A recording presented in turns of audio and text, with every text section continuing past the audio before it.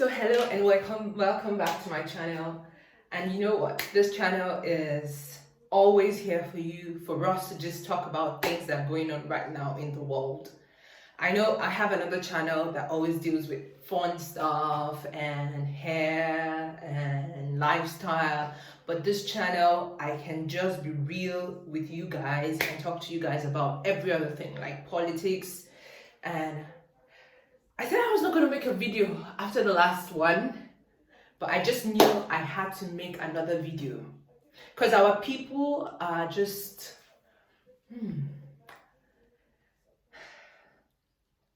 are wonderful, if that's the word I'm going to give to it. So we had a report from different representatives of African leaders, right? And this is what they have to say concerning what is going on in China. So wait back, just wait and let's see that.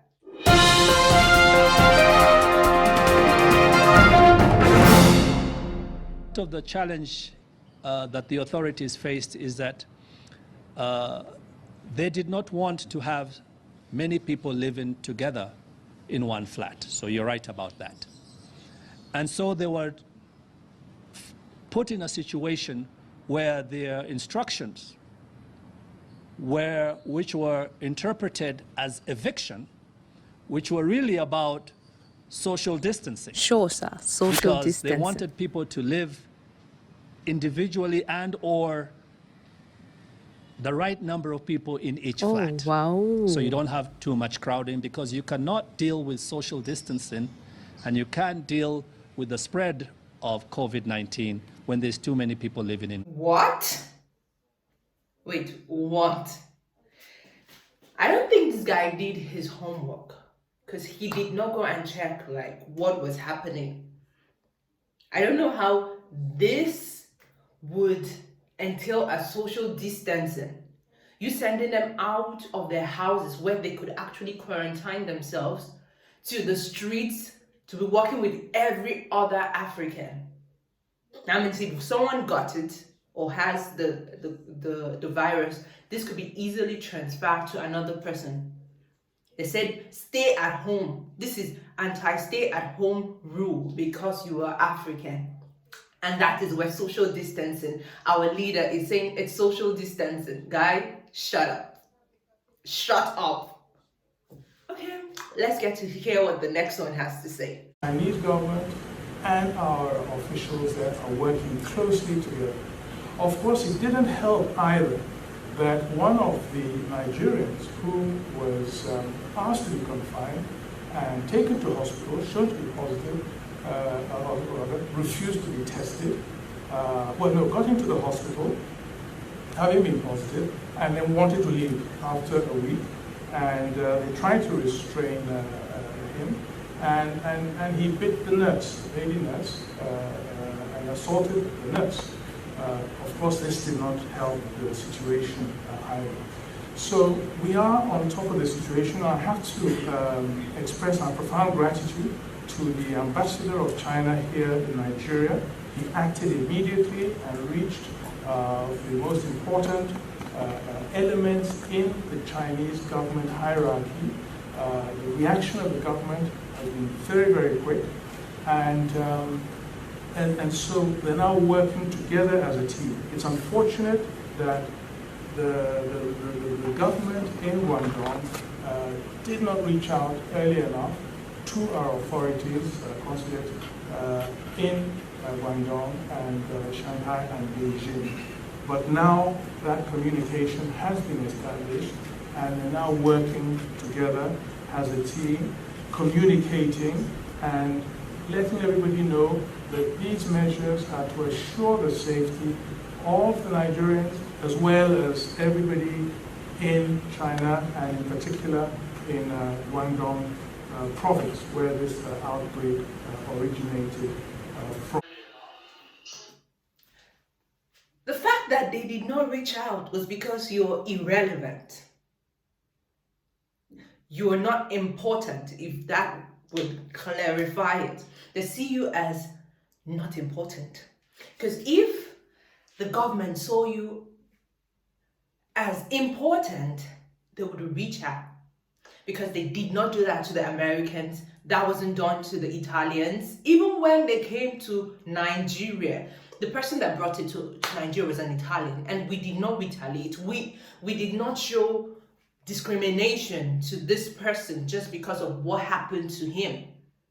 Of course, we had sense to think like, okay, he was not the first person to just have it. He must have gotten it from somebody else somehow.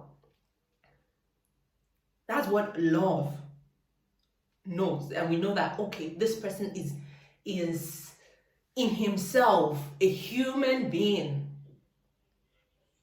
See, another government would not treat you as important when you don't treat your people as important. Till you start to treat your people as important, then your government, and the government in another country will treat your people as important. Farrakhan. And if you come out to defend these people in front of your own people without being real, how would we look up to you and believe you?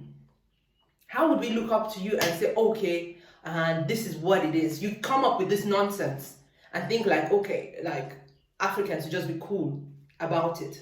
Your people were living in the streets, sleeping in the streets.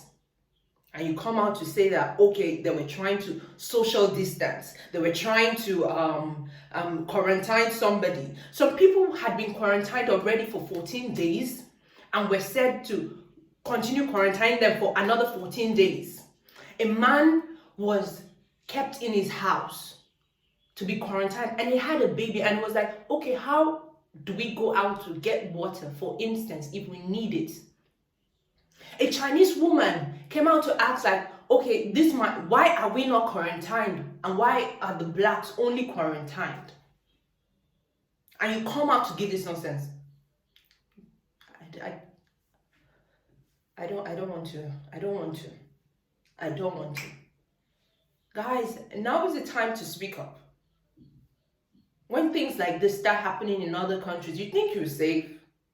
Nah, you're not. You're not. Because they're coming for you. They're coming for you. Now, even in the same country, you're under lockdown. They're beating just the people going out to find food for themselves. In Abuja, this stay-at-home rule was not even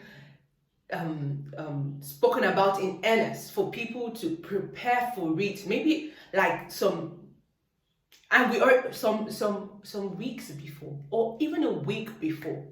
Next thing you come out, oh, we're going to be on lockdown 48 hours.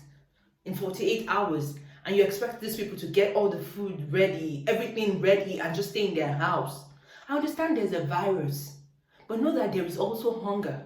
And if a man is hungry, he would be tempted. Don't be the temptation, government. Don't be the temptation to your people to go out because he's hungry. Some people have been locked down for so long and there isn't even light. If you thought about your people in earnest, this won't happen. So you might wonder why I'm ranting, because I've been keeping this for years. You can go back and watch my videos that I've been doing since when Chibok girls were taken. This platform is not because I want to be cool with you. It's just to state it as it is. I am a Christian. I believe, okay, yes, God is going to help. But you too, you're going to have to help yourself. Because the government isn't here to smile with you. They're just here to govern. Whatever suits them best is what is going to be passed. For me, that is it for today. Subscribe if you want to hear more. Be strong. God bless you. Africa, be strong. Africa, be strong. 非洲加油。 Africa, be strong. 非洲加油。 Africa, be strong.